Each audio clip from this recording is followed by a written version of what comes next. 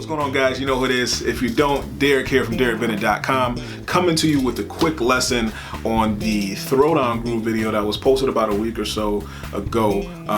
It might be about a week, I'm not sure. But anyway, I had to add a little dirt to this. I had to add a little distortion just to get the sound that I wanted, to add that dirty, gritty type of sound. I wanted more of an attack for this kind of bass line, especially when you're running those 16th notes like that. It almost sounds like a gunshot when you're doing. Almost sounds like that. That's the sound that I was going for. I don't have any distortion on it now, but I'm trying to mute and muffle the strings to reenact that sound or that effect. But anyway, I took the effect off so you can actually hear exactly what I'm doing a little bit clear. That would sound a whole lot better and a whole lot more cool with the guitar behind it and just some, I don't know, just some drums. I just had a loop playing. But anyway, you get the idea of where it can go and to try to establish and create bass lines like that. All right, so all I'm doing is just, all right, this groove is in E flat. It's not E flat. This groove is in F, all right? Okay, this groove is in F. I rolled the lows up just a little bit just to get that, you know, when you add a certain effect, it gets, the EQ kind of gets messed up. I wouldn't say messed up, but you kind of have to tweak it a little bit. So I had to roll my lows up a little bit to get that desired sound that I want. It might be different for you with your bass. Yeah, it's probably different for everybody. I'm not sure, but I'm just telling you what I had to do, especially if you're playing this kind of bass, which is very common. I just had to roll the lows up a little bit on it.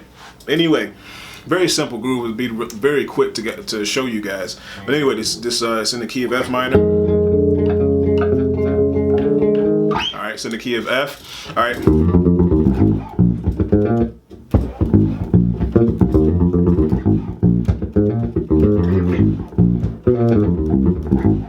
All right, very cool groove. Very steady groove. Like I said, especially with the 8th note. Alright, so first you start off with that. Alright, so I'm hammering on from the E flat to the F. That's why I thought it was in E flat, because that was my first note. But I was wrong. It's in F. Alright, so don't let that confuse you. Whatever note you're starting on a bass line, that doesn't mean that's the key it's in. Alright, but we'll get into that later. So anyway, I'm in the key of F. You guys probably got it. I mean, you guys are great. So you probably got it already. So let me just show you slowly. All right, I'm hammering on from the 1 and the 3. I'm using the 1st and 3rd.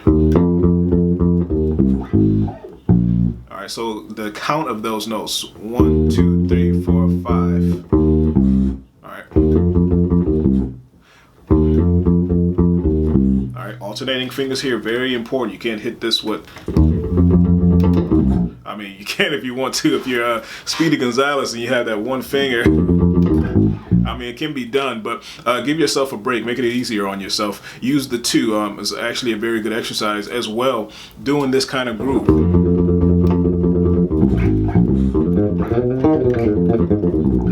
All right, using that 2-finger exercise or that 2-finger technique. But anyway, so we have. All right, so what I did was I added the 5th. I added the 5th to those 2 notes, to the A flat and the B flat. All right, so it's A flat, E flat, B flat, F.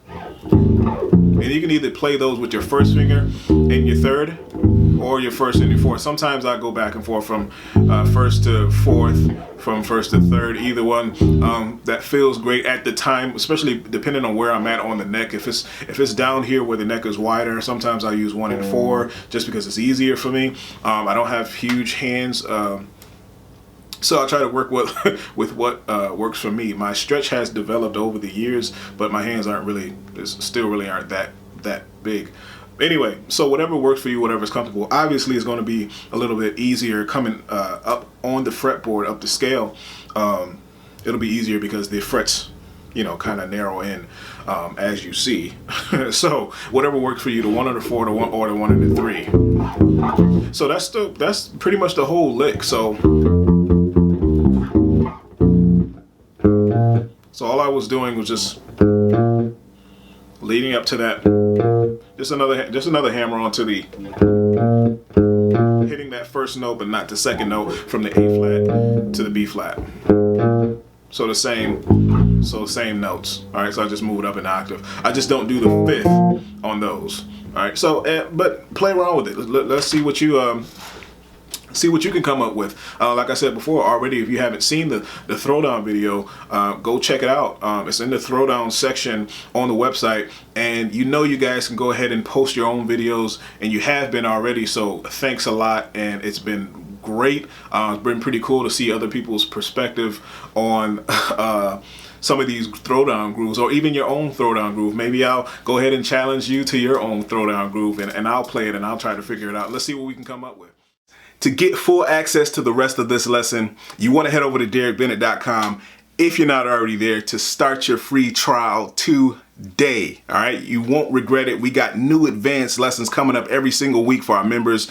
We even have an interactive forum where you can ask anything you want. I'll be able to answer any questions you have, and just interact with all types of bass players around the world. All right, so go start your free trial. Until next time,